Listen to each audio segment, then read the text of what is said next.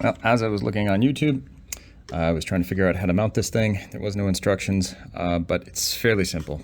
Just to give you an example, the nuts, the washers on the side, the nuts right here, those go in there, just slide in, and then you put the screw through here, and the screw is only about this big. So there's 4 of those. There's going to be like this. Now, the way this is attached on the Top Gun is these are reversed, so they're closer, but these are actually extended out.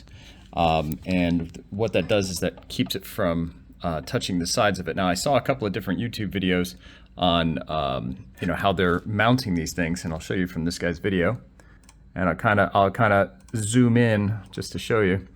As you can see, he's got the washers on the outside here.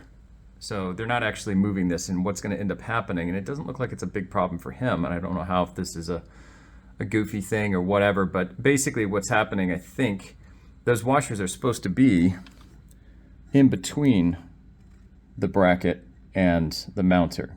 So that will keep it further apart so it doesn't scrape this thing on the sides, because when I had it done like the way he had it, like this, it doesn't really make sense that you would have spacers and not use them because it's attached directly. So anyways, I'm going to re-put this back on there, and I think the only thing left is just putting this spacer, because it's just this little thing right here. It's going to go into this slot right here, and then you just put the screw over here, and so that spacer would just extend out to this, and then that will just lock into it, and that's all you need to do to mount it to this. So I'll show you when it's all set up. All right, so the last little bit, again, it's just getting this bracket on here.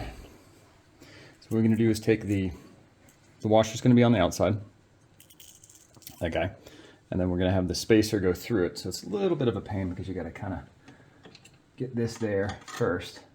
Just kind of start it, and then just don't put it all the way through yet. And then you're just going to, like you do with the rest of them, you've got this little nut. Slides right into this little kind of compartment back here, and push it all the way in as you can, and then once it starts to catch, you'll basically just be able to screw it in, and that is it. And you can just tighten it down. But yeah, the way this is definitely supposed to work, and it seems to rub just a little bit. I don't know what it's rubbing on. Maybe it's rubbing on these little pieces of Velcro that I put for the Tobii eye tracker, which, if I had the Tobii eye tracker, I'd have to take that thing off every single time. You could still use it. Yeah, you could still use it, but I'm not using it. So I'm just dealing with the track IR. And I guess it just fits like that. I don't like that. Obscures the view just a bit. It's not terrible, but I wish it descended a little bit more, or it was foldable. That's my only downside to that. I mean, it's pretty cool. But definitely the mounting for this from those other videos definitely was wrong. You definitely want to put the spacers on the outside so that way it does not rub on the sides of this, because the way it was before, it was actually rubbing. So now that the brackets are aligned, this is what it looks like when it's finally done. And so we'll just go ahead and flip it up. I know there's like some pads. This is when it comes down, it kind of like sits against this, so it'll kind of bang into it. So we've got these little foam pads we're just going to put on the back of that, just so it has something to bump into and be soft. But that's good. So I took that Velcro off the front, and yeah, it doesn't bump at all. That's all it was rubbing up against. So it's good to go. So we got those little pads right here. It's underneath that, and I guess if you tighten these up just a bit, you can get them a little bit more, focused and standing like this. But everybody's rig is a little bit different. Again, I like how that works, but I haven't, I'll have to sit and see what the visuals are going to be like when I sit down. And now I also, let me just do this. Yeah, so sweet. Looks great. Really like that. So what I'm going to do is because all of these items are off, I'm actually just going to take the USB cable,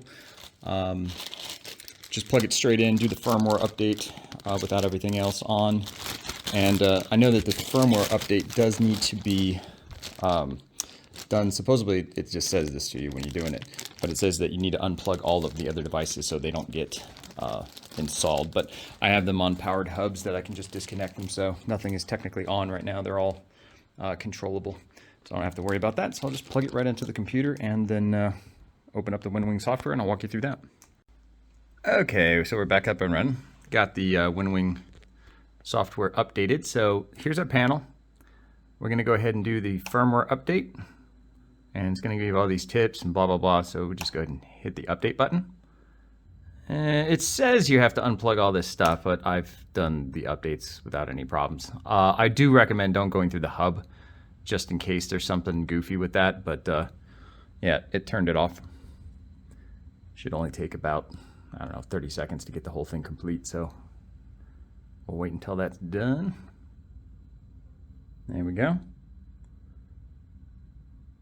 And it says passed. All right. So I assume this is probably not going to show anything until we go to the test screen and we just push buttons. That's working good. All these are good. I guess there's a push in button. Oh, I didn't know that. Okay. Up, down, left, right. And then we got our up and down here. We got our brightness control. That's good. That's good. Okay. And all these guys. That's pretty much it. So all those are good. Let's see if we can do all LCD on, off,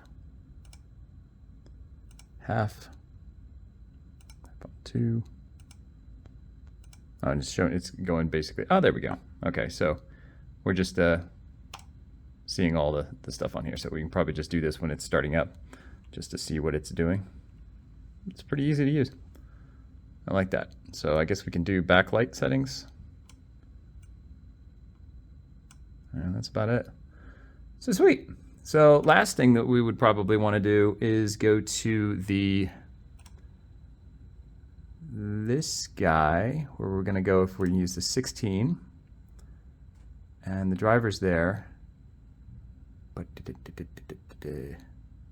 key binding, virtual device mapping. I don't think we have to do any of this stuff because all of the different aircrafts are already set up. So, okay, but that's it. That's how you get it assigned. Because of the cable routing, because it's coming from the bottom, it doesn't really make a lot of sense. Because obviously if I flip it like this, the cable's going to be sitting like that. It does obscure my view a little bit more than it used to, because this is where my head is right now. And I don't know if that's going to bother me permanently, but it's going to be a pain in the ass to get off. I guess I could take this thing off if it really bothered me, but I don't know. I don't really care. I think it's really just a height thing. It would be nice if it just didn't hang out that much. If it was just a little bit more like that, that would be great. But it does stick up, so be aware. If your visuals are like this, you will be, it's just a question of how high my monitor stands are and how high my position is, but this is my normal seating position, so this is basically where my eyes are. So it is in front of you, just so you know, just like the track eye are, but I don't think it's going to be a big deal. Hope this helps. So something just to consider, but it's not a big deal. I thought it was going to be, but it is not. If you can see, as you can see here, you will have the left DDI and right DDI, and normally the camera for this guy is off to the right, up at the top right corner here. But this is not going to be a problem because this right here you can still see what's going on down here. So your gyros and all that kind of stuff. And you be able to push all your buttons, as you can see. It does kind of seem like it gets a little bit in the way, but it's not bad. This is really my sitting position, so you can still see pretty much everything down here. You're not going to really be accessing any of these top buttons, obviously, like you would be for the F16 or the F18. You definitely want to have those things there. This does seem to obscure that view down there, but it's not a big deal because this is really just going to be a data page at that, for gyros and whatever for navigation. But this right here, we're good. So pretty fun setup now. Still got to get in the game and play with it, and honestly, I've flown the F16 about 3 times, and now I think I'm going to get into it a little bit more.